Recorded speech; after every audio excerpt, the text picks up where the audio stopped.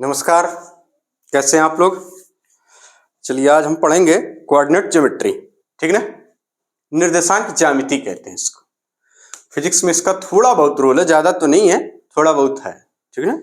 बाकी ग्राफ में अगर ज्योमेट्री आएगी तो वो उसमें भी देख लेंगे, कोई परेशानी की बात नहीं है। तो पहला हम लोग पढ़ेंगे कोऑर्डिनेट ज्योमेट्री, फिर उसके बाद अर्थमेटिक प्रोग्रेशन, फिर उसके बाद ज्योमेट्रिक प्रोग्रेशन, ठीक। चलिए कोऑर्डिनेट ज्योमेट्री, ठीक। ये हो गया भैया कोऑर्डिनेट और ये हो गया ज्योमेट्री, खत्म। घर जाइए, यही है, पढ़ लिया, बहुत अच्छे। कोऑर्डिनेट ज्योमेट्री, इसको हिंदी में बोलते हैं निर्देशांक ज्यामिति, यानी निर्देशन वाले अंक की ज्यामिति, ठीक ना।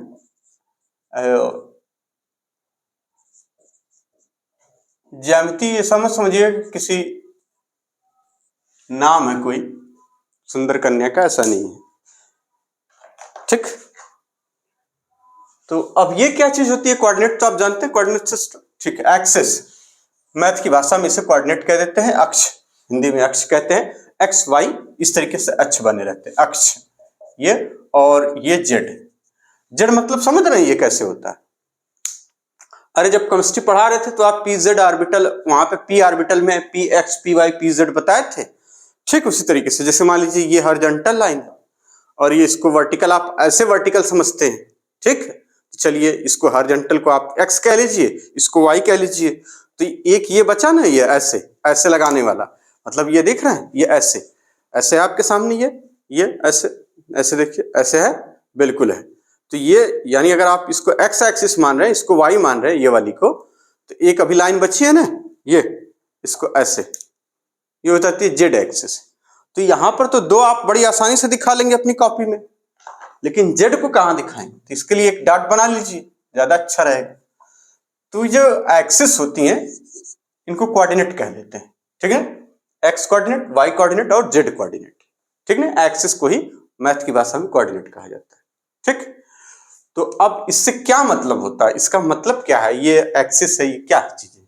चलिए एक एग्जांपल लेते हैं छोटा सा, फिर हम समझ जाएंगे सारी बातें, या इसी में कहिए तो कर दे, नहीं आप कुछ में कहिए, हम करेंगे जो करना। चलिए मान लेते हैं एक्स एक्सिस है ये वाई, और एक कॉमन ओरिजिन हम मान लेते हैं, ओरिजिन ओ, ठीक। ओ 0,0 भी कह सकते हैं, वो कह सकते हैं। इस कोई पॉइंट ए था और कोई पॉइंट यहां पर है बी, ठीक। तो आप एक रेफरेंस लेके चल रहे हैं कि इस ओरिजिन से ए की दूरी कितनी है, तो ये ए की दूरी हो गई और ये बी की दूरी हो गई। तो आपने कहा कि इस ओरिजिन से ए की दूरी कुछ होगी और बी की भी दूरी कुछ होगी, यानी डिस्टेंस कुछ होगी। तो अगर ये कह दिया जाए कि एक्स है ना, यानी यहां से इस एक्सिस, मतलब देखिए यानी इस ओरिजिन से ए की दूरी कितनी है, तो आप कहेंगे इतनी है। इस ओरिजिन से ए की दूरी वाई में कितनी है, मतलब एक्स एक्सिस में वो कितना है, एक्स एक्सिस में कितने डिस्टेंस पर है, यानी इधर की तरफ। तो देखिए यहां पर है, ये यहां पर, अलग कलर से, बिल्कुल अलग कलर हो गया, उसमें कौन सी बात है। जीवन में रंग ना हो तो मजा कैसे आएगा, रंग का होना भी बड़ा जरूरी है। और आजकल रंगों पे तो बवाल कट रहा है, ये रंग तेरा ये रंग मेरा, हालांकि रंग को कोई फर्क नहीं पड़ रहा चाहे जिसका, वो तो एकदम मस्त है। चलिए इतना हो गया, एक्स एक्सिस में कितना हो गया, ये इतना, ठीक। मान लेते हैं एक्स ए, छोटा सा लिखे हैं एक्स ए, बोल दे रहे हैं तो समझ में आएगा। चलिए अब इधर वाई में वो कितना है, वाई में कितना है भाई साहब, ये जो पॉइंट है ये वाई में कितना है, तो कहेंगे ये यहां से यहां। ये ग्राफ जब पढ़ाएंगे तो उसमें भी यही सब बताएंगे, बाई ए, यानी x इस ओरिजिन से a के डिस्टेंस x में x a मीटर या यूनिट है, y में y a यूनिट। बात समझ में आ गई, कोई दिक्कत नहीं। यानी a पॉइंट इसका मतलब x में भी है और y में भी है ना, यानी इस एक्सिस इस कोऑर्डिनेट में भी है और y कोऑर्डिनेट में भी है, x, y। ठीक इसी तरीके से आप इसको देखेंगे तो x एक्सिस पे अगर आप देखें तो ये यहां से है, x भी दूरी है, और यानी इतनी दूरी, देखिए ये इतनी दूरी कहाँ है, ये x भी, और इतनी दूरी जाएंगे तो ये लिख देंगे y भी। आप इधर लिखिए चाहे इधर लिखिए, क्या फर्क पड़ता है, ठीक। y भी इतनी दूरी है इसकी। बात समझ में आ गई। ये डिस्टेंसेस कोऑर्डिनेट पे ऐसी इसी तरीके से बताई जाती हैं, इसी तरीके से इसको डिसाइड करी जाती है कि ये डिस्टेंस x से इतनी है, y से इतनी है। ये मतलब B पॉइंट x से कितना दूर है, सॉरी O से x एक्सिस में कितना दूर है, यानी कहाँ लाई कर रहा है x एक्सिस, कहेंगे ये इतनी दूर पर। y एक्सिस पे कहाँ लाई कर रहा है, कहेंगे इतनी दूर पर। देखिए यहाँ पर वो मीटर, वो यूनिट दे रखी रहेगी, उससे घबराने की जरूरत नहीं है, ठीक ना। ये बातें आपको समझ में आ गई मेरे ख्याल से। तो यही होता है कोऑर्डिनेट का मतलब, कि किसी पॉइंट को बताना कि एक्स वाई जेड में कहां पर है, किसी एक ओरिजिन से, ठीक। इसी को हम बोलते हैं, इसी की ज्योमेट्री को बोलते हैं कोऑर्डिनेट ज्योमेट्री। इतनी बात समझ में आ गई। चलिए, तो कोई बात नहीं, आपको फिर से अगर देखना चाहें तो एक्स ये है, सॉरी ये ए है, ये बी है, दो पॉइंट है, दो पार्टिकल या दो पॉइंट हमने बना दिए। हमने कहा कि ओ से ए की दूरी बताइए, एक्स में कितना दूर है वो, वाई में कितना दूर है, ठीक। आप ये समझ पा रहे हैं। जैसे मान लीजिए एक पेपर ले लीजिए, इस पेपर का एक सिरा आप कह दीजिए कि एक्स एक्सिस है, ये बड़ा वाला एक्स एक्सिस है और ये वाई एक्सिस है, ठीक। ये पेपर आपने ले लिया ऐसे। देखिए चीजें इस तरह से पढ़ाई जाती हैं, और किताब जब पढ़ी जाती है तब भी इस तरीके से पढ़ी जाती है, तो आपको लगता है सब कुछ वर्टिकल है। आप इसको वर्टिकल ये मत समझ के चलिए कि ये चीजें वर्टिकली रखी रहेंगी, ऐसा कुछ ही नहीं है। ये चीजें ऐसे भी हो सकती हैं, जैसे एक पॉइंट यहां हो सकता है, देखिए इस तरीके से बड़े सावधानी से, एक पॉइंट यहां हो सकता है, मतलब यहां पर, यानी ये दिख रहा है कुछ, ऐसे कर दे, हल्का सा ऐसे कर दिया। एक पॉइंट यहां हो सकता है, एक पॉइंट यहां हो सकता है। आपने इसको ओरिजिन माना तो ये यहां से इतना दूर है और ये यहां से कितना दूर है, बात समझ आ रही है। ये अगर एक्स एक्सिस है और ये वाई एक्सिस है, ठीक। बड़ी वाली को आपने एक्स मान लिया और छोटी वाली को वाई, तो ये पॉइंट हमने यहां पर एक बना दिया और एक यहां कहीं बना दिया। तो आप इसको ऐसे सीधे कर दीजिए, तो सीधे भी तो होती सारी चीजें। पढ़ने लिखने में जो चीजें होती हैं, इमेजिनेशन जो होता है, जो बनाया जाता है, वो ऐसा लगता है सब ऊपर नीचे की बात कर रहा है खाली, जबकि सबको तो सरफेस पे होता है, सब कुछ सामने हो रहा है। ये ऐसे मतलब एक पॉइंट यहां है, एक पॉइंट यहां है, ये ओरिजिन है, क्या फर्क है, बात समझ में आ रही है। तो सोचने का थोड़ा सा नजरिया है, वो बदलिए तो अच्छा लगेगा, ठीक। तो चलिए, तो पहला इसमें फार्मूला होता है, ये डिस्टेंस क्या होगी ए से बी के बीच। अगर इस तरीके से आपने बना लिया कि किसी एक कॉमन ओरिजिन से ए और बी एक्स वाई जेड तीनों एक्सिस में लाई कर रहे हैं। एक्स वाई जेड का मतलब एक पॉइंट यहां ले लीजिए कहीं, देखिए ये वाली सरफेस एक्स वाई वाली हो गई, और ये वाली सरफेस जो बनेगी प्लेन, ये जेड वाला बन जाएगा, जेड वाई कह लीजिए, जेड एक्स कह लीजिए, जो भी आप कहना है, ठीक। और एक कहीं यहां हो गया, टंग गया यहाँ पे, तो एक कॉमन ओरिजिन से ये दूरी और ये दूरी कितनी होगी, ये एक्स वाई जेड में अप्लाई कर रहा, ठीक ना। तो इस तरीके से चीजें हैं। अभी हम उसको भी बना देते हैं, इसको रफ कर रहे हैं, आप समझ गए होंगे इसको, ठीक है। इसी की ज्योमेट्री के बारे में सीखना है, तो मेरे ख्याल से आप समझ गए होंगे, तो अच्छी बात है। नहीं समझे होंगे तो आप समझ जाएंगे, अभी फिर से ट्राई करेंगे, फिर समझ जाएंगे। ऐसा कुछ है नहीं कि कोई चीज न समझी जाए और उसे छोड़ दी जाए। तो ये एक्सिस की बात हो गई, कोऑर्डिनेट की बात हो गई। अब अगर आपसे ये कहा जाए, एक छोटी सी चीज हम यहां बना ले रहे हैं, ये यहां पर, ठीक। मान लेते ये एक्स एक्सिस है, ये वाई है, और इसको सामने देखिए मार्कर हमने जहां रख दिया, ये ऐसे इधर से ये जेड चली जा रही, यानी ये एक्स, ये वाई और ये जेड, और इस जेड को हम ऐसे बना दे रहे हैं डॉटेड से। आप समझ पा रहे हैं, ऐसे इस तरीके से डॉटेड लाइन, मतलब इस तरीके से आप इधर भी बना सकते हैं, उसको आपकी मर्जी, ऐसे है मतलब ये। अब इसको अगर बढ़ाना चाहें तो आप इधर से इस तरह से बढ़ा सकते हैं, इसको इस तरह से भी बढ़ा सकते हैं, ये वाई वाला हो गया। और इसको इधर से ऐसे करके इधर डॉटेड बढ़ा सकते हैं, कोई दिक्कत नहीं है। मतलब यानी ये एक्स है, ये वाई है और ये जेड है, ठीक। तीनों आप अगर इमेजिन कर पाए तो ज्यादा बेहतर होगा, ठीक। ये जेड है। अब कोई पार्टिकल यहां रखा हुआ है, बड़े ध्यान से देखिए, इसको ऊपर बनाना था क्या, चलिए ऊपर बना देते हैं, क्या फर्क है। यहां बनाएंगे तो ज्यादा सही रहेगा, नीचे हो गया ज्यादा ना, कोई बात नहीं। अब आप कहेंगे सर जी आपका बोर्ड है, आप जहां मानो वहां बनाइए, हमसे क्या लेना देना, हमसे क्या इतना पूछ रहे घेर घेर, है ना। तो ठीक है, हमारा बोर्ड है, हम बना देंगे भैया, ऊपर बना देंगे, इसमें कौन सी बात है। ये लीजिए बना दिया, ये हो गया वाई, ये हो गया एक्स और ये हो गया आपका जेड, ठीक। ये और ये तीनों परपेंडिकुलर होते हैं एक दूसरे के, तो कॉमन सी बात है, ठीक ना। ये जेड हो गया, दिख रहा साफ एकदम, मतलब ये जेड, ठीक। ये लाइन अगर आपको लग रहा है कि 90 डिग्री पे नहीं है तो 90 पे बना लीजिए, कोई दिक्कत नहीं है। ये ऐसे बिल्कुल ऐसे, ये ज्यादा सही दिख रहा है। तो एक पॉइंट यहां कहीं है, ठीक, यहां पर एक्स वाई जेड यहां पर और एक पॉइंट यहां पर। अब दोनों को हम यहीं चिपकाएंगे तो आपको लगेगा कि एक्स वाई में ही है सिर्फ, जबकि वो एक्स वाई जेड तीनों में। चलिए एक पॉइंट यहां पर और एक पॉइंट यहां पर, इतनी बात समझ में आ गई। चलिए इस पॉइंट को नाम दे दीजिए ए है, ये बी, और ये ओरिजिन ओ से जो इसकी दूरी है मान लेते हैं ये इतनी है, ठीक, और जो इसकी दूरी है वो, और ये दूरी टेढ़ी हो गई, ये यहां पर है, ठीक। अगर आपसे ये पूछा जाए ये कहां पर है तो आप कहेंगे कि ये ए पॉइंट है, जो ए वाला वो x1 पर है और साथ में y1 और z1 पर है, x1, y1, z1। और ठीक इसी तरह से बी वाले के लिए लिखिए कि ये वाला है जो x2, y2 और z2 पर है, ठीक। तो इन दोनों के बीच की जो डिस्टेंस है यानी AB की डिस्टेंस कितनी होगी, AB कितना होगा ये हम जानना चाह रहे हैं, ठीक। इसको अलग कलम से बना दे, बना दीजिए सर जी, और अच्छा लगेगा। ये लीजिए,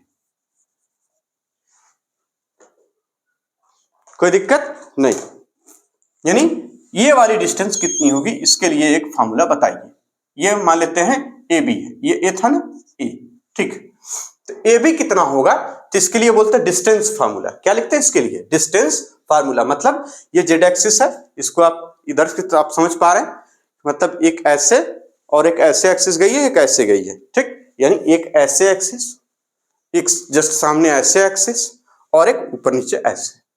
अब यहां पर जहां तीनों कट रहे हैं आपस में उसको ओरिजिन मान लीजिए, वहां से कोई पॉइंट उठाइए ए पर रख दीजिए, ठीक उसी के आगे पीछे कहीं बी पर रख दीजिए। अब उन इस ओरिजिन के रिस्पेक्ट में इन दोनों के बीच की दूरी क्या है, जबकि पहले बताया गया कि इस ओरिजिन से ए की दूरी x1 y1 z1 पर है और बी की दूरी x2 y2 z2 पर है। अगर आप ये समझ पा रहे हैं तो ठीक, वरना इसका इमेजिनेशन थोड़ा सा अच्छा करेंगे तो आ जाएगा, ठीक है ना। चलिए तो पहला है डिस्टेंस फार्मूला। पहला क्या है, डिस्टेंस फार्मूला। ये देखिए क्लास 9th में या 10th में दे रखा होगा, वही है, इसलिए घबराने की जरूरत नहीं है कि अब बहुत बड़ी चीज, ऐसा कुछ नहीं। तो पहला हम लोग पढ़ेंगे डिस्टेंस फार्मूला। ये भाई साहब डिस्टेंस फार्मूला क्या होता है जरा ध्यान दीजिए। डिस्टेंस किसकी चाहिए हमें, ए बी की, किसकी चाहिए, ए बी की, ठीक। तो डिस्टेंस ऑफ ए बी लिखने के लिए जो फार्मूला होता है वो होता है रूट में, अगर आपको याद आ रहा हो तो x2 माइनस x1 का होल स्क्वायर। ये किस मेथड से निकाला था पाइथागोरस थ्योरम से, अलग अलग के लिए। जैसे एक ट्रायंगल ये बन जाएगा, ये देखिए, और एक बड़ा वाला ट्रायंगल, मतलब ये वाला एक ट्रायंगल ये बन गया, इसमें पाइथागोरस थ्योरम निकालिए, ये दूरी आपको x और y z में पता चल जाएगी, ठीक है।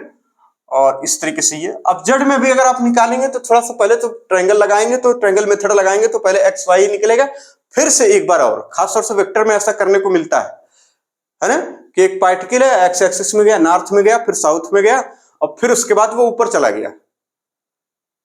तो बताइए जहां से स्टार्ट किया था और जहां पहुंच गया उसके बीच की दूरी क्या है, डिस्प्लेसमेंट जिसको कहेंगे, ठीक है ना। तो घबराने की जरूरत नहीं है, हर चीजें वही, ठीक। तो आइए ये हो गया, आगे चलते हैं इसी तरीके से y2 minus y1 whole square plus z2 minus z1 का होल स्क्वायर, ये कर लेते हैं, ठीक। ये डिस्टेंस फार्मूला हो जाता है। तो ये पहली बात हो गई।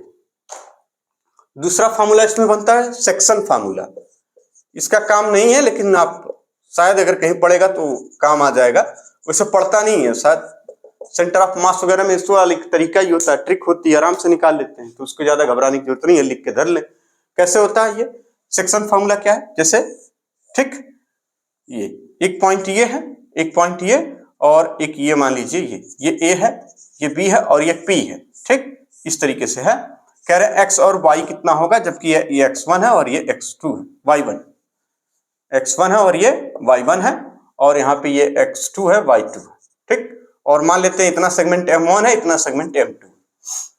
कुछ ज्यादा ही लग रहा है गड़बड़, फिर से बनाना पड़ेगा कि ये सही बन नहीं पाया। चलिए फिर से देख लीजिए, ये इस तरह से एक्सिस थी और एक पॉइंट यहां पर है और एक पॉइंट यहां पर, एक पॉइंट यहां पर, ठीक।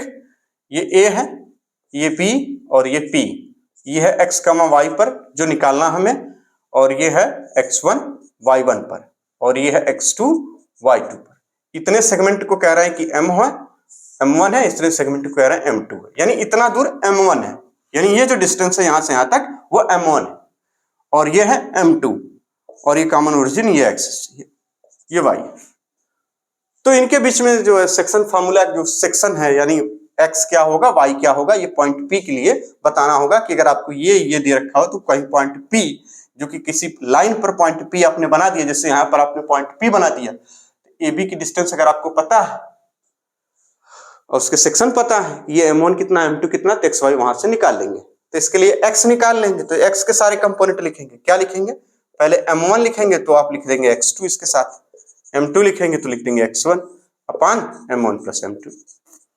ठीक इसी तरह से y निकालना हो, लिखेंगे m1 y2 plus m2 y1 अपान m1 प्लस m2। ये हाई स्कूल में आपने पढ़ा होगा, अगर नहीं पढ़ा होगा तो यही था, ठीक। अगर मान लीजिए m1 m2 सेम हो जाए, अगर आपसे ये कहा जाए कि m1 m2 सेम हो जाए, m1 m2 यानी वो सेगमेंट आपस में बराबर है, ये सेगमेंट ये यहां से यहां तक ये इतनी दूरी m1 है, इतनी दूरी m2। सेंटर ऑफ मास में शायद अगर पढ़े तो पढ़े, जरूरत नहीं तो वरना पड़ेगी नहीं, वहां पे क्योंकि दूसरा तरीका होता है उससे भी काम चल जाता है, ठीक ना। m1 और ये m2, ठीक। चलिए m1 m2 अगर आपस में बराबर हो तो क्या हो जाएगा, x इज इक्वल टू, तो आप लिख देंगे सीधे सीधे कितना x, ये देखिए कट कुट आ जाएगा, 2 हो जाएगा x1 plus x2 by 2 and y is equal to हो जाएगा y1 plus y2 by 2। Note कर लीजिए, बस यही था, ठीक। एक एग्जांपल ले लेते हैं, अभी समझ लेंगे, ठीक। इसको नोट करिए जल्दी से, बस ये दो, एक डिस्टेंस फार्मूला और एक सेक्शन फार्मूला, जल्दी से नोट कर लीजिए इसको। चलिए आगे आप एक एग्जांपल लगाते हैं पहले, ठीक। आपसे ये कहा जा रहा है कि एक एक्सिस यहां बनाकर रख दी गई है और एक पॉइंट ए है, जेड भी है इसमें, ठीक। ये जेड, ये एक्स और ये वाई, ठीक ना। ये ए है और ये बी है, और आपसे ये कहा जा रहा है ए किस कहां पर है भैया, 1 2 3 पर, वेरी गुड। ये है 1 2 3, यानी एक्स में 1 मीटर है, वाई में 2 मीटर है और जेड में 3 मीटर है। फिर यहां पे क्या कह रहे हैं, -3 4 5, ये कर ए बी कितना होगा यही बता दीजिए आप, ए बी कितना होगा बता दीजिए, सीधे सीधे फॉर्मूला है। A b is equal to क्या है, पहले तो रूट बना लिया, फिर उसके बाद देखिए ये x1 और ये x2, तो लिखना क्या था फॉर्मूले में, x2 यानी -3 -1 होल स्क्वायर, फिर प्लस लगा के y2 -y1 यानी 4 -2 का होल स्क्वायर, ठीक।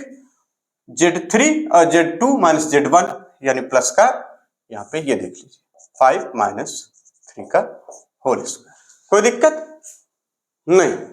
चलिए आगे आ जाइए, ए बी इक्वल टू आपको कितना मिलेगा, ये देखिए -4 का स्क्वायर कर दीजिए इसमें, ठीक। और यहाँ पर 4 में से 2 गया, 2 बचा, और 2 का स्क्वायर हो जाएगा तो 4 हो जाएगा, वेरी गुड। आ जाइए 5 में से 3 गया, 2 बचेगा, और 2 का स्क्वायर करेंगे तो 4 हो जाएगा, कोई दिक्कत नहीं। चलिए ये देखिए कितना हो जाएगा, 4 चौक का 16 हो जाएगा। अच्छा माइनस माइनस प्लस होता है ना, जैसे -4 इंटू -4 है तो कितना हो जाएगा, 16 प्लस हो जाता है, ठीक है। साइन का भी ध्यान रखना होता है, ठीक। +8 एकदम देखिए आपके लिए बिल्कुल इसी तरह से हम लोग तो करते ही, हम लोग नीट वाले हैं, आराम से नहीं करेंगे तो गलत नहीं हो जाएगा, बिल्कुल हो जाएगा। √24, अब √24 की वैल्यू भी निकालनी है, इसको भी हमने सिखा रखा था कि आप इसको लिए क्या करना होता है, अंदाजा तो लगाने से काम चलेगा नहीं, यानी आप इसके लिए पहले ऐसे नंबर्स का स्क्वायर करके देखें जो इसके बराबर हो या इससे कम हो, तो इससे बराबर 5 25 नहीं है, 4 है 4 चौक का 16, कोई दिक्कत नहीं। चलिए कितना बचेगा, 4 इधर 4 इधर, 8 बचा। अब पॉइंट लगा के डबल जीरो उतार लेना था, उतार लिया, इसको ऐड कर लेना था, ऐड कर लिया। अब देखिए ये है 80 और ये है 8, 80 और 8 का यहाँ पे मामला बना, 10 बार जाएगा, तो 10 बार जाएगा तो कितना हो जाएगा, बहुत ज्यादा हो जाएगा। 8 का 10 बार करेंगे तो 80 और प्लस 10 में और मल्टीप्लाई करेंगे तो बहुत ज्यादा हो जाएगा। 9 बार अगर ले जाएं तो भी ज्यादा, 7 बार ले जाए तो 8 बार ले जाए अगर, तो चलिए 8 लिख के 8 बार ले जाते हैं। 8 8 64, यानी 4 बचेगा, यहाँ 6 हो जाएगा, फिर 8 8 64, 64 और 6 कितना हो जाएगा 70, ये हो जाएगा आपका आंसर 70, ठीक ना। तो आंसर कितना हो जाएगा 4.8। थोड़ा सा मेहनत करनी पड़ती है और कुछ है थोड़ी। तो ये रहा कोऑर्डिनेट ज्योमेट्री, बस इतनी सी है, ठीक। अब आगे चलते हैं, इसको नोट कर लीजिए आप, इस एग्जांपल को जल्दी से नोट करिए। अब आगे हम लोग पढ़ेंगे अर्थमेटिक प्रोग्रेशन। क्या पढ़ेंगे? अर्थमेटिक प्रोग्रेशन, ठीक, अरिथमेटिक प्रोग्रेशन।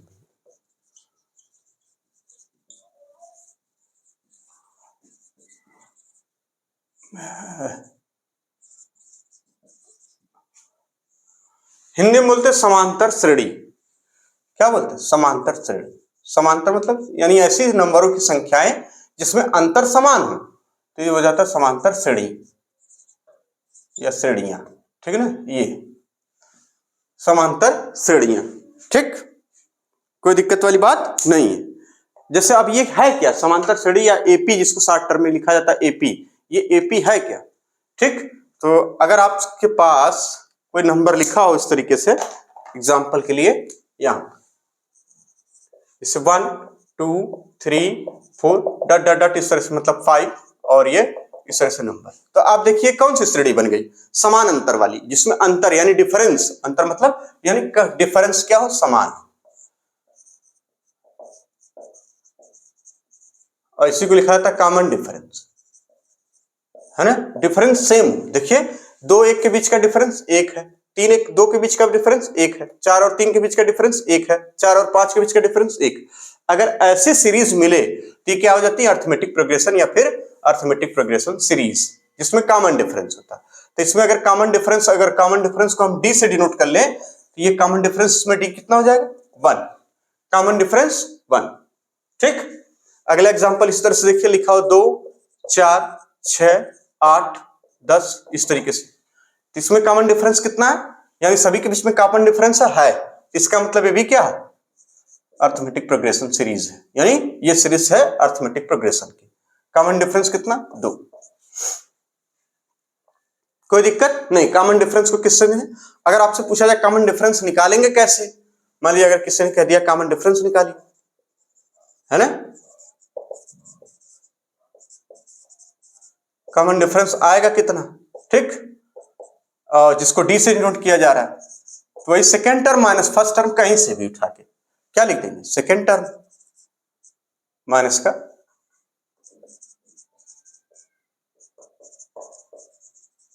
फर्स्ट टर्म, ये आ जाएगा कॉमन डिफरेंस। इतना तो आपको पता ही होगा, ठीक। अब इसका यूज कहां करेंगे? तो इसका मतलब ये हुआ, अगर आपको सीरीज बनाना हो, कि मान लीजिए कौन सी सीरीज, तो ये तो खैर कोई बात नहीं, ए हो, ए प्लस डी हो जाए, फिर कामा ए प्लस 2d, फिर comma a plus 3d, dot dot dot, इस तरह से चला जाता है। ये सीरीज होती है, इसको कहा जाता है एपी सीरीज, है ना, अर्थमेटिक प्रोग्रेशन सीरीज होती है, ठीक है। इसका ये तो समझदारी वाली बात है कि ये समझ गए, और ये जनरल फॉर्म है कि इस तरीके की सीरीज अगर कहीं मिल रही है जिसमें कॉमन डिफरेंस सेम है, तो वो अर्थमेटिक प्रोग्रेशन वाली सीरीज होती है, ठीक। अब इसमें यूज क्या क्या करना है ये देखना है। मान लीजिए अगर आपसे ये पूछा जाए कि ये जो सीरीज रखी गई है इस तरीके से बना के 2 4 6, इसका एनवा टर्म क्या होगा, यानी एनथ टर्म क्या होगा? जैसे ये फर्स्ट टर्म है, ये सेकेंड टर्म है, ये सॉरी आराम से, ये फर्स्ट टर्म, ये सेकेंड, ये थर्ड, ये फोर्थ, ये फिफ्थ, इस तरीके से। यानी इस सीरीज का 5वां टर्म क्या है? कहेंगे 10, यानी फिफ्थ टर्म क्या है? 10। चौथा टर्म क्या है? 1 2 3 4, चौथा टर्म 8, ठीक। तो इसी तरीके से आपसे कहा जाए कि अगर 10वां टर्म क्या होगा, ये 5वां टर्म ये है, 10वां टर्म क्या होगा, फिर या फिर 20वां टर्म क्या होगा, या किसी सीरीज का इस तरीके से जो सीरीज बनी इसका 25वां टर्म क्या होगा, यानी nth टर्म अगर आपसे पूछा जाए तो इस चीज को लिखिए, nth टर्म ऑफ, ठीक, नंबर 1, फॉर्मूला नंबर 1, अगर आपसे पूछा जाए nth टर्म ऑफ, ठीक, nth टर्म को an से डिनोट किया जा रहा है। ये सब हाई स्कूल में है, कहीं ज्यादा बाहर जाने की जरूरत नहीं है। nth term of, nth term मतलब an, ठीक, of AP, of the AP, ठीक, with first term a and common difference d, ये थोड़ी लैंग्वेज लिखने वाली बात है बस। ए फर्स्ट टर्म क्या है ए, यानी ये पहला टर्म ए है, देखिए दो है इसमें एक, फर्स्ट टर्म ए एंड इसका कॉमन डिफरेंस क्या है डी, ठीक। तो a n is equal to कितना होगा, इसके लिए फॉर्मूला है a n is equal to, यही लिख, हाँ ठीक, a n is equal to a first term फिर एन माइनस वन, यानी 20वां 25वां इस तरीके से इंटू डी कॉमन डिफरेंस, ये हो जाएगा। अभी एग्जांपल के तौर पर भी हम लोग समझ लेंगे। आगे अगर पूछा जाए कि इसके इतने वालों का सम क्या होगा, फर्स्ट एन टर्म का, जैसे पहले 2 4 6, ये पहला टर्म दूसरा टर्म तीसरा चौथा, इन चारों का सम क्या होगा, इस तरीके से अगर पूछा जाए, यानी एन टर्म का सम पूछा जाए फर्स्ट एन टर्म का, तो क्या होगा, तो लिखिए sum of first n term of AP, ठीक। और सम को एस से अगर डिनोट करें तो लिखते हैं एन बाई टू, ठीक, फिर ब्रैकेट में 2a plus n minus 1 into d, ठीक, ये ब्रैकेट बंद हो गया। अब देखिए a प्लस ए है, 2a को नहीं लिख सकते, a प्लस ए, तो ये टर्म फिर इतना मिल जाएगा ए एन वाला, तो इसको यहां लिख सकते हैं ए एन, यानी s is equal to n by two a plus a n, ठीक, इस तरह से भी लिख सकते हैं, यानी ये भी एक फॉर्मूला बन गया, ठीक। आगे अगर इसी तरह से पूछा जाए कि लास्ट टर्म का क्या होगा सम, है ना, तो यहां कितना हो जाएगा, लास्ट टर्म दिया दिया, ठीक है, लास्ट टर्म का क्या होगा, तो यहीं पे उसका भी फॉर्मूला लिख लीजिए, s is equal to n by two, अच्छा ये ब्रैकेट में है भाई साहब, ये जरा ध्यान दीजिएगा, ये ब्रैकेट में रहेगा, है ना, ठीक, एन बाई टू और यहां पे हो जाएगा ए प्लस एल, ठीक, ए प्लस एल, एल जहां पे है लास्ट टर्म, कुछ समझ में आ रहा है ये, अरे सब भूल भाल जाता है सबको, उसमें कोई दिक्कत नहीं है, आपको भी भूल गया होगा, हमको भी भूल ही जाता है, कोई बड़ी चीज नहीं है, हाँ लेकिन जरूरत पड़ती है तो याद कर लेते हैं, क्या दिक्कत है, एग्जाम की जरूरत आएगी तो आप याद वाद करके सवाल लगा लेंगे, फिर भूल जाएंगे, इतना टेंशन में काहे रहते हैं, सब चीज हर समय हर चीज याद नहीं रखी जाती है, कुछ बातें हैं जो भूल जाना ही बेहतर होता है, तो ये सब भूल गए हो तो कोई फर्क नहीं पड़ता है, ठीक ना, ऐसा नहीं है कि याद, अरे सब कुछ हमको कैसे याद रह सकता है, आप कॉमन सेंस लगाइए ना, है ना, जरूर जाहिर सी बात है, पूरे फिजिक्स में बहुत कुछ ऐसा है जो भूल जाएगा, पढ़ते समय फिर याद आ जाएगा, फिर नहीं पढ़ेंगे फिर भूल जाएगा, ये सभी के साथ होता है, ये कॉमन सी बात होती है, ठीक ना, ये नेचुरल है, इसमें कोई दिक्कत नहीं है। चलिए तो ये हो गया कॉमन डिफरेंस डी कैसे निकालते हैं, ये हो गया a n, a plus n minus one, n जहां पे वो टर्म है, ठीक, sum of first n term of AP n by two, 2a plus n minus one d, ये पूछा जाए आपसे इसी तरह से यहाँ पे ए एन रख देंगे, ठीक, इसी फार्मूले को है, केवल उसमें कुछ किया नहीं गया ज्यादा, यहाँ लास्ट टर्म का ए हो जाएगा। अगर मान लीजिए sum of first infinite term आपसे पूछ लिया जाए, यहीं पर तीसरा फार्मूला लिख लीजिए, sum of first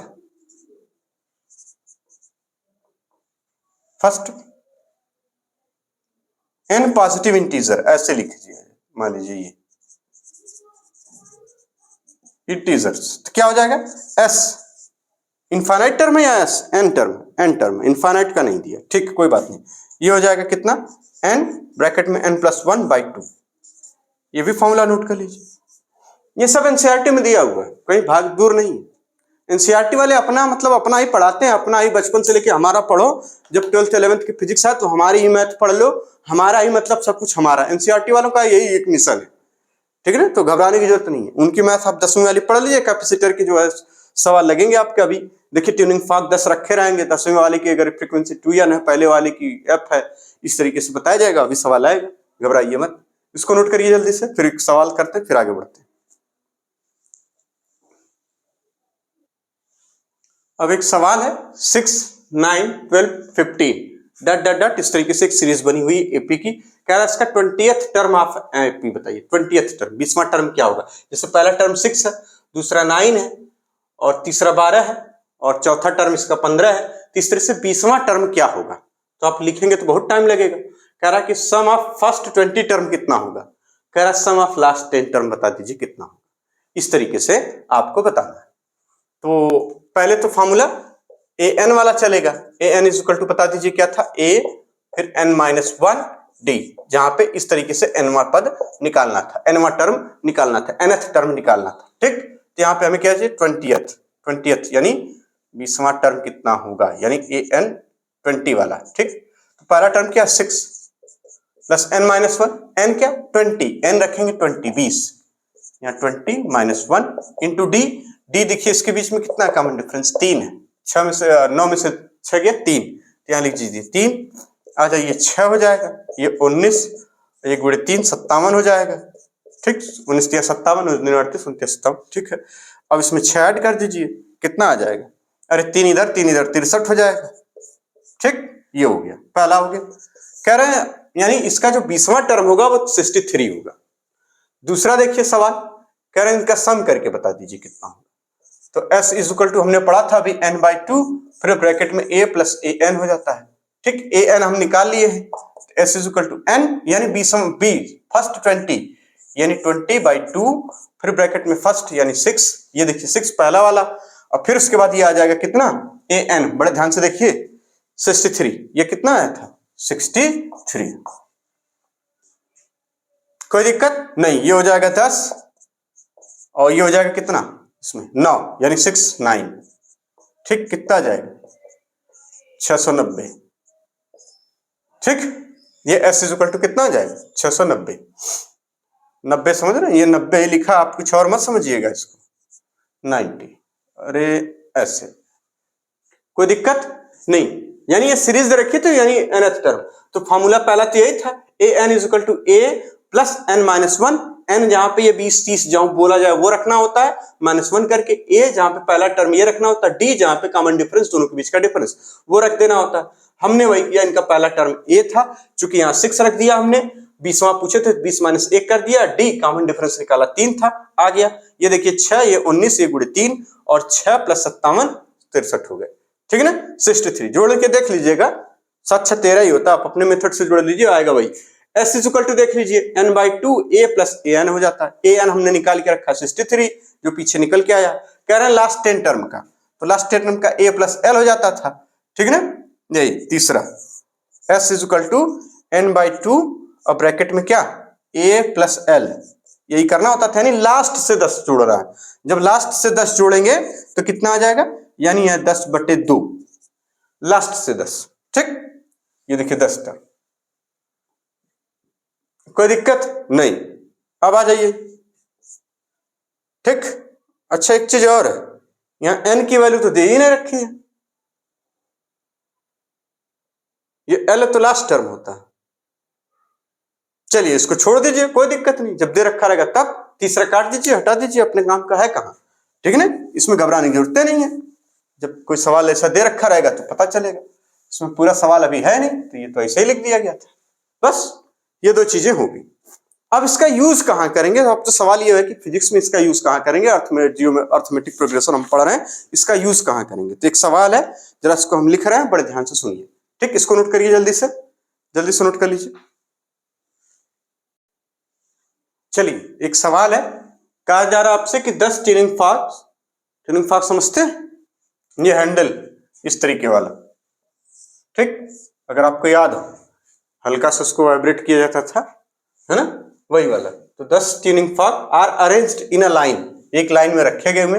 the beat frequency between any two, किसी भी दो जो है any two consecutive tuning fork is 4, यानी इस तरीके से एक ये रखा है और एक ये रखा है और इस तरीके से एक ये रखा है, तो दोनों के बीच की जो बीट फ्रीक्वेंसी है वो है 4, यानी ठीक बीट फ्रीक्वेंसी। केवल आप इस सवाल को सुनिए, अभी जब पढ़ाया जाएगा तो फिर से कराया जाएगा तो आपको बताया जाएगा, आप घबराइए मत, केवल सवाल सुनिए कि इसमें इस तरीके से दे रखा है तो जो कैसे अर्थमेटिक प्रोग्रेशन का इस्तेमाल हो रहा है।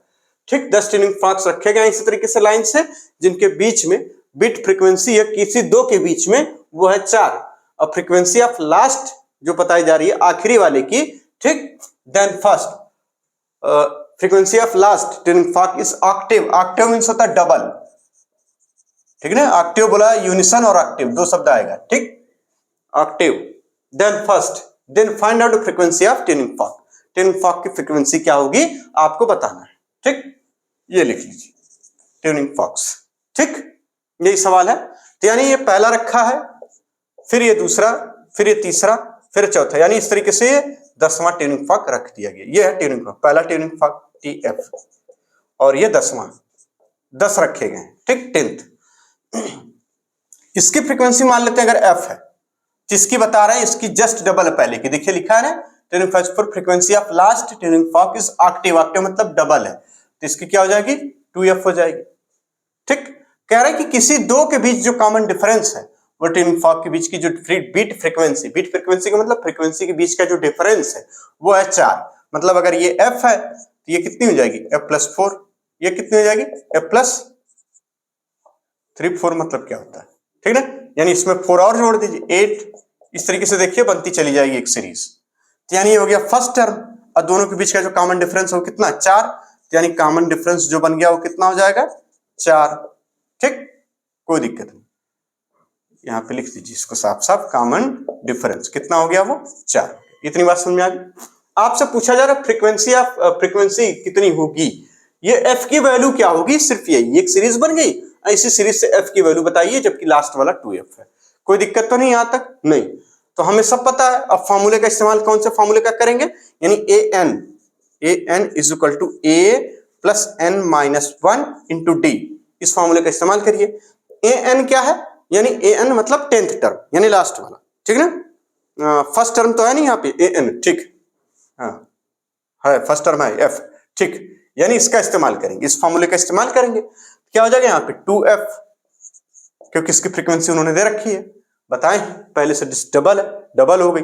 अब पहला टर्म देखिए यहाँ पे क्या F, तो आप लिखिए F, फिर n-1, n कितना 10, क्योंकि 10 रखे गए हैं। आपको ये समझ में नहीं आएगा अभी, 10 - 1 हो गया, फिर d कितना 4 हो गया इंटू 4।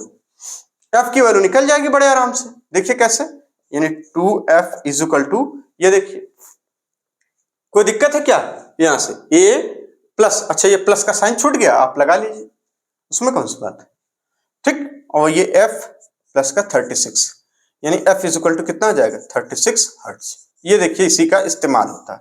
आप परेशान मत होइएगा इसके लिए, ये हमने बताया कि कहाँ इस्तेमाल होता है ना, इसको चुपचाप नोट करके रख लीजिएगा, जब पढ़ाएंगे आपको, है ना, और SHM के बाद वेव में बीट फ्रीक्वेंसी जब पढ़ाएंगे, बीट क्या होती है, बहुत आसान चीज होती है, कुछ होता नहीं है। 2 घंटी को एक साथ बजा दीजिए, दोनों का अंतर सुनिए, वही होता है बीट, ठीक है ना, ज्यादा टेंशन नहीं। इतनी बात समझ में आ गई, यही है मतलब 10 ट्यूनिंग फॉक अगर लाइन से रख दिए गए, तो पहले वाले की किसी दो के बीच की जो बीट फ्रीक्वेंसी है वो 4 है, और लास्ट वाले की जो बीट फ्रीक्वेंसी है वो पहले से डबल है।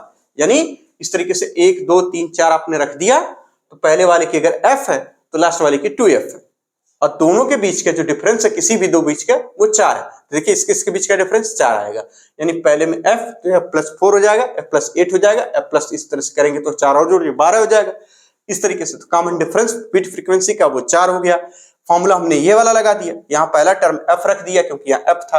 an मतलब 10F, यानी 10वें वाली की फ्रीक्वेंसी क्या हो जाएगी 2F, यानी 10th की फ्रीक्वेंसी यहाँ पे हमने 2F रख दिया, ये F हो गया, प्लस 10 - 1 कर दिया, ठीक, इंटू 4, ये आ गया आंसर। तो ये रहा अर्थमेटिक प्रोग्रेशन। अब आ जाइए जियोमेट्रिक प्रोग्रेशन, इसको नोट करिए, जियोमेट्रिक प्रोग्रेशन जल्दी से नोट कर लीजिए इसको। चलिए अब हम लोग पढ़ेंगे क्या, जियोमेट्रिक प्रोग्रेशन, बड़े ध्यान से देखिए, ठीक, इसको हिंदी में बोलते गुणोत्तर श्रेणी।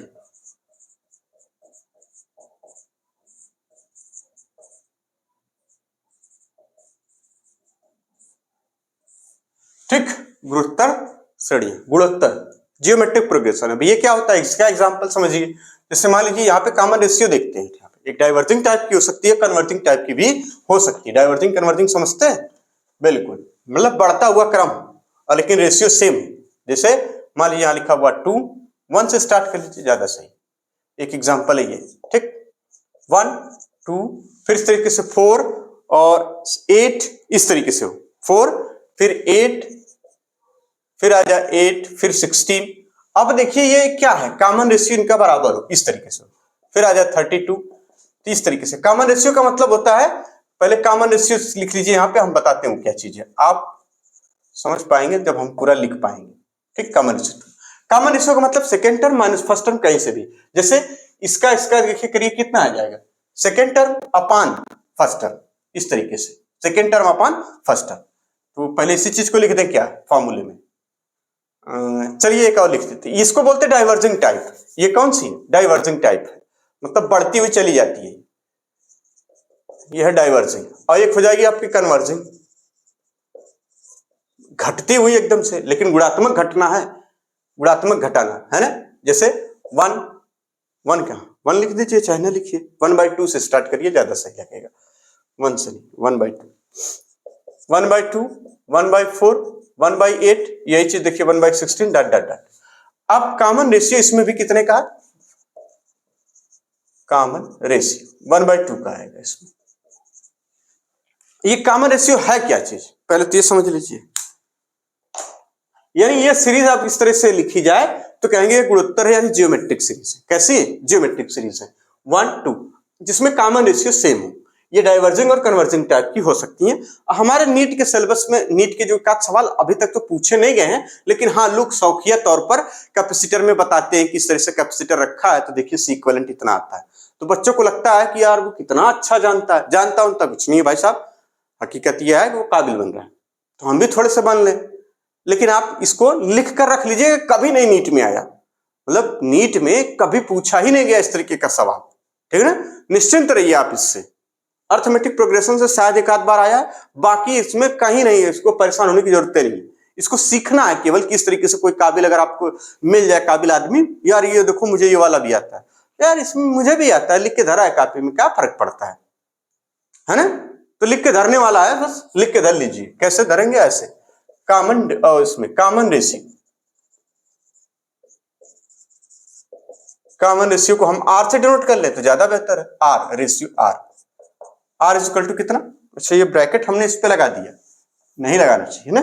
चलिए आर इज इक्वल टू, देखिए सेकेंड टर्म, पहले तो ये लिख दीजिए सेकेंड टर्म अपान फर्स्ट टर्म।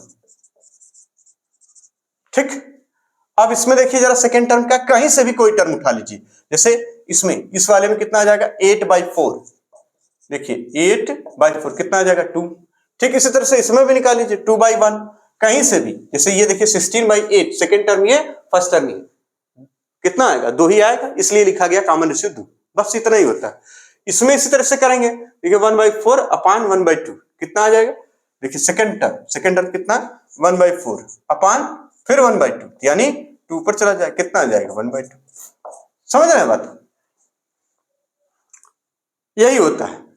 तो इसका करेंगे क्या आप, तो इसमें भी इसका सम कितना होगा, इनका एनवा टर्म कितना होगा, वही चीजें फिर से आ जाएंगी, लेकिन इसके फॉर्मूले बस अलग होंगे। ये सीरीज इसी तरह से होती है, ठीक है, कोई दिक्कत नहीं है, किसी भी फॉर्म में हो सकती है, ये जरूरी नहीं है कि ये 2 एग्जांपल के तौर पर समझाया गया है, यहाँ कुछ और हो सकता है कि 1/3 के रेशियो में हो सकता है 3 के रेशियो में हो सकता है 5 के रेशियो में हो, लेकिन सीरीज एक बनेगी जिसमें रेशियो सेम रहेंगे, तो इसका मतलब वो ज्योमेट्रिक सीरीज है, ठीक है ना। तो इस सीरीज के अब कुछ फॉर्मूले हैं, जैसे पहला फॉर्मूला इसमें दिया हुआ है, कॉमन रेशियो आपने निकाल लिया। अगर हाँ एक चीज और, कॉमन रेशियो का एक और फॉर्मूला होता है, मान लीजिए अगर आपको 10 टर्म पता है तो 10 - 1 टर्म, तो जैसे आप यहां लिख सकते हैं nth टर्म, ठीक, अपान nth - 1, ये भी लिख सकते हैं nवा टर्म, ठीक है ना। जैसे आपने लिखा फिफ्थ - 1, इसका रेशियो जो आएगा वही उसमें सेम आ जाएगा, आर की वैल्यू हो जाएगी। इस आर की जरूरत है फार्मूले में, जैसे पहला formula nth term of GP, ठीक, सीरीज, पहला formula nth term of GP series, nth term, कौन सा टर्म, nth टर्म, ठीक है ना, nth term of GP series, जैसे इसमें दे रखा है, ये सब एनसीईआरटी में सारा मिल जाता है, ठीक है ना, घबराने की जरूरत नहीं होती। सिर्फ सीरीज कहिए या सिर्फ जीपी सीरीज कह लीजिए, आपकी इच्छा, ठीक। क्या हो जाएगा, n इज इक्वल टू, अब जो फॉर्मूला लिखा है उसको जरा लिख लीजिए, a यानी फर्स्ट टर्म इंटू r के पावर n - 1, ये हो जाता है, ठीक। जैसे आपसे कहा गया फर्स्ट टर्म में 1/2 है, आपको 1 2 3 4 10वां टर्म बताइए क्या होगा, तो इसका मतलब 10 - 1 r क्या है, जहां पे ये पावर रेशियो दोनों का, सेकंड टर्म फर्स्ट टर्म का, ठीक है ना। ये क्या फर्स्ट टर्म, कोई दिक्कत नहीं। आ जाइए, कह रहे हैं sum of n term of series. यहाँ पे ए लिख लीजिए, ए अगर आपको ना समझ में आए तो ए लिख लीजिए फर्स्ट टर्म, और आर जो है कॉमन रेशियो है, ठीक, n is equal to nth, ठीक है ना। चलिए एनथ टर्म। अब आ जाइए सम ऑफ एन टर्म अगर पूछ लिया जाए, इसका सम पूछ लिया जाए, sum of n term of GP series, इस तरीके की जो सीरीज बनती है उनके अगर सम पूछ लिया जाए तो क्या हो जाता है, यहाँ पे एस एन, इसको लिख ले बड़े सावधानी से, S n is equal to, यहाँ पे ए, पहले ए लिखेंगे फिर 1 minus r to the power n, a 1 minus r to the power n upon एक फॉर्मूला और इसमें 1 माइनस आर, ठीक, 1 माइनस आर, इसको याद रख लीजिए। देखिए हमें भूल जाता है, इसमें हम हकीकत बता रहे हैं, हमें ये सब चीजें ना, क्योंकि ये बहुत कम बार यूज होती हैं तो जाहिर सी बात है भूल तो जाएगा ही, वही चीज होती है। फिर जरूरत है यहाँ पढ़ते फिर याद आता है कि अरे यार ये तो वहां लिख के धरे हैं, उसमें से देख लेते हैं, ठीक ना। तो ये सभी के साथ होता हुआ, सिर्फ हमारे साथ नहीं, हम जानते हैं सब कौन कौन सी चीज याद रहती है जो डेली यूज होती है, ठीक है ना, वही याद रहती है। जैसे फॉर्मूले में आप जो फिजिक्स के न्यूटन्स में सारे नियम पढ़ेंगे वो अक्सर याद आते हैं आपको, मैकेनिक्स में जो इतने सारे फॉर्मूले वो अक्सर याद आएंगे, इलेक्ट्रोस्टैट करंट इलेक्ट्रिसिटी के फॉर्मूले अक्सर याद रहेंगे, जो कम बार यूज होगा उसका जाए। अब ये कहाँ भाई, मैथ वाले स्टूडेंट खूब ढंग से याद किए होंगे तो याद रहेगा, इसमें कौन सी बात है, तो इसमें घबराने की जरूरत नहीं, हमें तो भूल जाता है, ठीक ना, कोई दिक्कत नहीं है। लेकिन हाँ लिख लिया, याद कर लिया, a 1 minus r n upon 1 minus r, ठीक, a into r to the power n minus 1, ठीक, ये फॉर्मूला हो गया। अब अगर ये तीसरा पूछा जाए आपसे कि इनफाइनाइट टर्म है, इस्तेमाल तो असली उसी का होता है इनफाइनाइट टर्म का, ठीक है ना, तीसरा ये यहां लिख दे रहे हैं,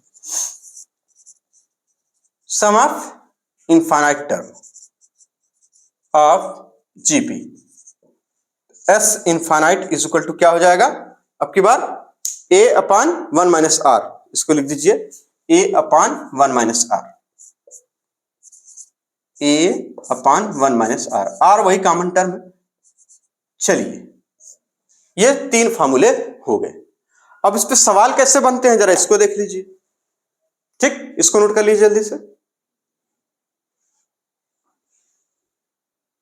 चलिए आगे देखिए, एक सवाल है, कह रहा find out equivalent capacitance of given arrangement. Given arrangement का आपको ये देखिए पहले यानी पहले लाइन में दे रखा है, यहाँ पे एक कैपेसिटेंस है, एक कैपेसिटर है जिसका कैपेसिटेंस सी है, यानी सभी के सी है, ठीक, जिसमें एक कैपेसिटर, फिर 2, फिर 4, फिर 8 इस तरीके से लगा है, ये टोटल 8 लगे हैं, फिर इस तरीके से इसमें लगा हो 16, है ना, इस तरीके से, और इस तरीके से इनफाइनाइट सीरीज बन जाए, यानी इनफाइनाइट कैपेसिटेंस।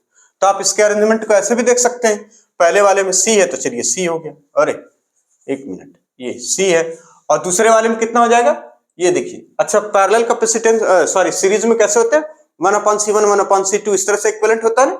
आपको अगर याद आ रहा हो तो आप ऐसे लिखते हैं 1/C equivalent is equal to 1/C1 प्लस 1/C2 डॉट डॉट डॉट, ये इस तरह से लिखते चले जाते हैं अगर ये इस तरीके से होते हैं सीरीज में। तो अगर पैरेलल होते तो C1 C2 C3 लिखते हैं, तो यहाँ पे सीरीज में है, चूंकि ये देखिए सीरीज में, ठीक, ये इसके पैरेलल में अलग बात है, पहले सीरीज वाला चलते हैं, सीरीज में क्या होता है, ठीक है ना, इसी तरीके से होता है 1/, पैरेलल सीरीज में ये, तो यहाँ पे कितना हो जाएगा, ये वाला पहला C हो जाएगा, फिर इसमें देखिए ये कितना हो जाएगा, C/2 हो जाएगा, ठीक, और फिर ये कितना हो जाएगा इस तरीके से, ये देखिए C/4 हो जाएगा, इसका कितना हो जाएगा, C/4 हो जाएगा।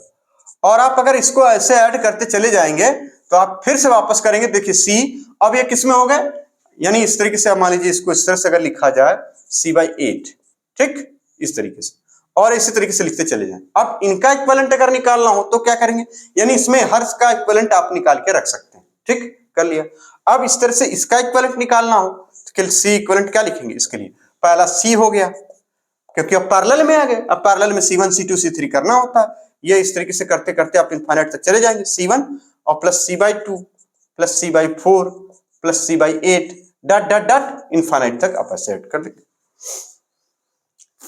कोई दिक्कत नहीं। यानी फर्स्ट टर्म ये है, कॉमन डिफरेंस अगर कॉमन रेशियो अगर दोनों के बीच में कुछ पूछा जाए तो कितना हो जाएगा, 1/2 का, क्योंकि यहाँ 1 हो गया, यहाँ 1/2 1/4 इस तरीके से बनता चला जा रहा है, कोई दिक्कत नहीं है, कोई दिक्कत बोलिए 1/2 इस तरीके से, ठीक है ना। सवाल यही है ना, सवाल यही है, ठीक। अच्छा ये 8 है इसमें, इसके बाद क्योंकि यहां 8 करेंगे, 4 है फिर 8, 2 है फिर 4 है फिर 8 है फिर 16, हाँ ठीक, 1/4 1/2 आ जाएगा, ठीक है, सही है, कोई दिक्कत नहीं है, सवाल यही है। हमें लगा सवाल तो दूसरा नहीं ले उठा लिया, ठीक, ये हो जाए, ये इस तरीके से इनफाइनाइट। अब इसका सम कर लेना आपको, यानी सम कैसे करेंगे, वो वाला फॉर्मूला कहां गया आपके पास, इनफाइनाइट टर्म का जो आप सम निकालते थे, S = आप क्या लिखते थे यहाँ पे, A/1 - R, सिर्फ इतना तो याद रहता हमें, बाकी हम भूल भाल जाते हैं, ठीक। फर्स्ट टर्म C है, रेशियो 1/2 आ जाएगा, यानी C इक्विवेलेंट कितना आ जाएगा यहाँ पे, C अपान कितना, देखिए बड़े ध्यान से, ये 1 - 1/2, अब 1 - 1/2 कितना हो जाएगा 1/2, 1/2 का 2C है, ये आंसर आ जाएगा आपका 2C, ठीक। बड़े ध्यान से करना होता है, ध्यान मतलब ये रहा है कि पता चल जाए कि क्या कौन सी सीरीज बन रही है, तो ऐसे सवालों में ज्योमेट्रिक प्रोग्रेशन का इस्तेमाल किया जाता है। अगर मान लीजिए इसी तरीके से आपसे अगर ये पूछ लिया जाए अर्थ उसमें कि जैसे मान लीजिए एक एक्सिस ऐसे है, फिर एक चार्ज यहाँ रखा है, एक चार्ज यहाँ, एक चार्ज यहाँ, एक चार्ज यहाँ, इसकी डिस्टेंसेज ऐसे दे रखी हैं कि आपको कॉमन रेशियो मिले, मतलब ये 2 मीटर पे, फिर इसका दिए 4 मीटर पे, फिर ये 8 मीटर, फिर ये 16 मीटर, इस तरीके से। तो आपसे अगर पूछा जाए कि नेट इलेक्ट्रिक फील्ड या नेट पोटेंशियल बताइए क्या होगा, तब भी लगा लेंगे, क्योंकि सीरीज वही बनेगी, एक इसका पता करें फिर इसका फिर इसका, तो आप पता चलेगा कि 1/R 1/R2 इस तरीके से रखते चले जाएंगे। बात समझ पा रहे हैं, जैसे चार्ज है Q, ये भी चार्ज है Q, ये सारे चार्जेस सेम है, ठीक। तो आपसे कहा जाए कि इलेक्ट्रिक फील्ड है इस पॉइंट पर, इसकी वजह से, इसकी वजह से, इसकी वजह से, सबकी वजह से बताइए, तो आप सम करते चले जाएंगे सबका। जब सम करेंगे तो क्या आप इसकी वजह से इलेक्ट्रिक फील्ड लिखेंगे ना, मतलब ये समझ पा रहे हैं। चलिए ये आएगा सवाल तो हम कराएंगे, आप परेशान में, ये खाली अभी बेसिक मैथ में सारी चीजें सिखाते हैं, इस तरीके की बातें आएंगी, इस तरीके की बातें आएंगी, ये आएगा वो आएगा, है ना, सिर्फ यही चल रहा है, ठीक। तो यहाँ पर इलेक्ट्रिक फील्ड मान लेते हैं, यहाँ पे 2 मीटर है, फिर ये 4 मीटर है, यहाँ से फिर ये 8 मीटर पे है, फिर इस तरीके से है सब, ठीक। तो आप इलेक्ट्रिक फील्ड का फॉर्मूला बताइए, वेरी गुड, 1 यानी K लिख दें इसको, 1/4πε0 को K लिख दें, क्या फर्क पड़ता है, Q/R², चलिए Q/R² हो गया आपका, Q/R², कोई दिक्कत नहीं। इस तरीके से अगर ये 1 2 3 4 दे रखा, मान लीजिए 1 मीटर 2 मीटर 3 मीटर इस तरीके से, तो और मजेदार है, तब तो 1/2 1/4 इस तरीके से रखते जाएंगे। चलिए इसको 1 2 मीटर आपके लिए हम यही बना दें, काहे इतना लफड़ा लें, ये 1 मीटर, ये 2 मीटर, ये 3 मीटर, इस तरीके से करते चले जाएं। मतलब जो सवाल दे रखा रहेगा तो उसमें भी इसी तरीके से आएगा, तो जैसा सवाल दे रखा रहेगा, जैसे एक सवाल दे रखा है कि x = 0 है, x = 1 है, x = 2 है, x = 4 है, इस तरीके से, यानी 3 वाला नहीं है, 4 है, तो यहाँ 4 कर लीजिए, है ना। ये इसमें भी इसी तरह से हम ज्योमेट्रिक प्रोग्रेशन लगा के सवाल को सॉल्व कर लेंगे कि net electric field at the origin O पर कितना होगा। बात समझ में आ रही, तो ये इस्तेमाल करते हैं। तो ये 3 टॉपिक हो गए आपके आज कंप्लीट। क्या हमने पढ़ा, पहला पढ़ा हमने कोऑर्डिनेट ज्योमेट्री, फिर उसके बाद अरिथमेटिक प्रोग्रेशन, उसमें एक सवाल भी देख लिया, फिर ये जियोमेट्रिक प्रोग्रेशन, ठीक। अब नेक्स्ट लेक्चर में जो आखिरी टॉपिक बचता है वो हम लोग का ग्राफ है, यानी ग्राफ पढ़ लेंगे, उसके बाद सारी बातें खत्म हो जाएंगी। फिर उसके बाद नेक्स्ट अगले लेक्चर से ग्राफ के बाद शुरू होगी फिजिक्स, और सबसे पहले क्लास 11th की फिजिक्स, यूनिट एंड मेजरमेंट, जैसे एनसीईआरटी में चैप्टर्स दे रखे हैं, सेम उसी हेडिंग वाइज, उसी चैप्टर वाइज और उसी टॉपिक वाइज पढ़ना है। और नीट में जितने क्वेश्चन आए हुए हैं और कुछ क्वेश्चन जेईई मेंस के भी, इसलिए जेईई मेंस के भी क्योंकि इस समय जो क्वेश्चन बनाने का जो ठेका एनटीए वालों ने को मिला है, वो लोग नीट के भी क्वेश्चन बना रहे हैं और वो जेईई मेंस के भी क्वेश्चन बना रहे हैं। तो वो जो ठेकेदार है क्वेश्चन बनाने वाले, उनको लगता है कि यार चलो एक आध क्वेश्चन नीट में भी डाल दो, यही वाला जेईई मेंस लेवल का हल्का वाला, जेईई मेंस का हल्का वाला नीट में डाल दो। तो अक्सर इस समय जो है 2-4 सालों में क्वेश्चन काफी मिलते जुलते आ रहे हैं, इसलिए उसके भी क्वेश्चन कुछ हम लोग लगा लेंगे। कोई दिक्कत तो नहीं, अगर इसके अलावा और कोई दिक्कत हो तो आप बताइए, सॉल्व कर दी जाएगी, इसमें कोई बड़ी बात नहीं है ना, ठीक। तो मेहनत से पढ़ते रहिए, इन सब चीजों को लिख के रख लीजिए, ज्यादा टेंशन लेने की जरूरत नहीं है, ये सब हमको भी भूल जाता है, कोई बड़ी बात नहीं है, केवल क्योंकि ये फिजिक्स में बहुत कम बार यूज हुए हैं। नीट में तो आज तक सवाल नहीं आया ज्योमेट्रिक प्रोग्रेशन से, अरिथमेटिक प्रोग्रेशन से भी नहीं आया आज तक। पूरी फिजिक्स में उठा के देख लीजिए, मॉडल पेपर होगा ना 87 से आपके पास, 87 82 83 जब से भी हो, वहां से लेके अब तक 2022 तक एक भी सवाल नहीं आया। पढ़ाने वाले अभी एक से एक सीरीज पढ़ाएंगे, सिमेट्री, ये रेजिस्टेंस, वो रेजिस्टेंस, आता ही नहीं है, सीधी बात, नहीं आता, बात खत्म। नीट वालों को बेवकूफ बनाने की क्या जरूरत है भाई? बात समझ रहे हैं आप नीट की अगर तैयारी कर रहे हैं, क्लास 11th के स्टूडेंट हैं या क्लास 12th के, तो इस तरीके के सवाल आते ही नहीं है। जो चीज नहीं आते उसमें आपको इंटरेस्ट भी बड़ा आता है। और ये देखो पतंग की तरीके से रेजिस्टेंस बनाया था, हमने निकाल दिया। भाई साहब नहीं आता, आप निकाल के क्या करेंगे? वहां तो थोड़ा सा पूछ लेगा कि चलिए एक चार्ज यहाँ रखा, एक चार्ज यहाँ रखा, दोनों के बीच में वो डिस्टेंस बताओ जहां फोर्स लगेगा ही नहीं, बात है खत्म। या कोई तीसरा चार्ज रख दिया, उस पर बताओ कि इसमें कितना चार्ज रखा जाए, कितना चार्ज हो कि दोनों के फिजिकल जीरो हो जाए फोर्स। तो ये सवाल आ रहे हैं आजकल। आप लोग को लगता है कि यार कोई ये सब बता रहा है तो बहुत अच्छा, बहुत खराब, बहुत घटिया किस्म का है। सीधी बात, हम तो यही जानते हैं, जो चीज पूछी जाए और जो चीज किताब में हो उससे इर्द गिर्द थोड़ा बहुत हटके हो तो ठीक लगता है। अब एकदम कि मतलब अब उसका जैसे ज्योमेट्री लोग पढ़ाते हैं आइसोमेरिज्म, तो आपको पढ़ाएंगे आरएस कॉन्फ़िगरेशन, वाह, है ना। नॉमेनक्लेचर जब पढ़ाएंगे तो वहां पर पढ़ाएंगे बाईसाइकिल एंड स्पाइरो कंपाउंड। भाई साहब आज तक न जेईई मेंस में एक भी सवाल आया उससे और न नीट में आया। अब पढ़ाने वाले एक से एक स्ट्रक्चर पढ़ा देंगे, बाईसाइक्लो, ये ब्रिज वाला है, ये कार्बन, आया ही नहीं, आज तक नहीं आया ना, एकदम कहीं नहीं आया। आप उठा के देखिए ना मॉडल पेपर, जेमेन साहब, अरे भैया कैसे बताएं, जेमेन साहब का मॉडल पेपर हुआ और नीटवा वाला, दोनों उठा के देख लीजिए, एक को पूछा नहीं गया है। वो पगला साले पता नहीं काहे पढ़ाते हैं, ससुरा पगलाए रहते हैं सब एकदम से। तो आप ऐसा गलती मत करिए, हम ये सब गलती नहीं करते हैं भाई एनटीए वालों ने कहा कि ठीक है ये सिलेबस है और सिलेबस की हेडिंग एनसीईआरटी से पूरी लाइन बाय लाइन मिल रही है, और उनके 90 से लेकर 95% क्वेश्चन उन्हीं से एकदम लाइन बाय लाइन से आ रहे हैं। ठीक है, तो क्या दिक्कत है? 5% क्वेश्चन वो कह रहे हैं कि हम इसमें से मॉडिफाई करके पूछ लेंगे, तो भैया वहां मॉडिफिकेशन चल रहा है। ये थोड़ा कि बाईसाइक्लो स्पाइरो लेके आओ, एंटीसिस एंटीसिन से ENZ कॉन्फ़िगरेशन, मतलब फर्जी मार झोंके पड़े हैं। हमको आता, अरे तुमको आता उससे क्या मतलब, तुम अपने घरे रहो। बात समझ रहे हैं? मजा लिया करिए उन लोग का, ऐसे लोगों का। ये सब खाली बर्बाद किए हैं सब जीवन, टीचरों की सारी गलती होती है और कुछ नहीं। बहुत कम सिलेबस है, बहुत लिमिटेड, एक एक चीज बताने से अच्छा पढ़ाएंगे। अब बताइए क्या बताया जाए, मतलब बहुत गुस्सा आती है हमको, सही बता रहे हैं। वो अपना ज्ञान लगाने लगते हैं कि हमने पीएचडी करी। अरे तुम पीएचडी कर रहे हो तो अपने घर रहो, यहाँ का हमको कहा है। हम तो क्लास 11th 12th पढ़ने चाह रहे थे क्योंकि हमको नीट देना था। तुम क्लास 11th 12th पढ़ा रहे हो तो ठीक है, अब तुम पीएचडी करके आओ, चाहे जापान से चाहे लंदन से, हमसे क्या मतलब भाई। ये सब पढ़ा दिए तो तुम ठीक नहीं, चले जाओ जापान वापस से। बात समझ रहे हैं? तो ऐसे लोगों को एकदम सीधे कट, बात समझ रहे हैं? इनसे दूर रहिए और इनके में जितना काम का हो बस वही रखिए, बाकी लोगों को एकदम खारिज करिए। आप एक गलत ट्रैक पे हैं, ये हम बार बार बता रहे हैं। आप अपना ट्रैक पहले सही पकड़िए, ठीक है ना। हम जहां एक्स्ट्रा पढ़ाते हैं वहीं बता देते ये नहीं आएगा। क्यों बता देते हैं? क्योंकि हमें पता है नहीं आएगा, आज तक नहीं पूछा गया। एक्स्ट्रा फिर क्यों पढ़ाए? आपकी जानकारी के लिए कि आप ये भी जान लीजिए, थोड़े दिन के लिए भूल जाइएगा, हटाइए, बातें खत्म। इसलिए उसको किसी और पेन से लिख देते हैं, ये नहीं आएगा, सीधे लिखते हैं ना ये नहीं आएगा, उसको रेड या ब्लू पेन से लिखते हैं ये नहीं आएगा, बात खत्म। कॉपी में सजावट के लिए है वो, बस समझ रहे बात को। हाँ, तो मिलते हैं नेक्स्ट लेक्चर में ग्राफ के साथ। ग्राफ बड़ा इंपॉर्टेंट है। तब तक के लिए धन्यवाद। अब खूब मेहनत से पढ़ते रहिए।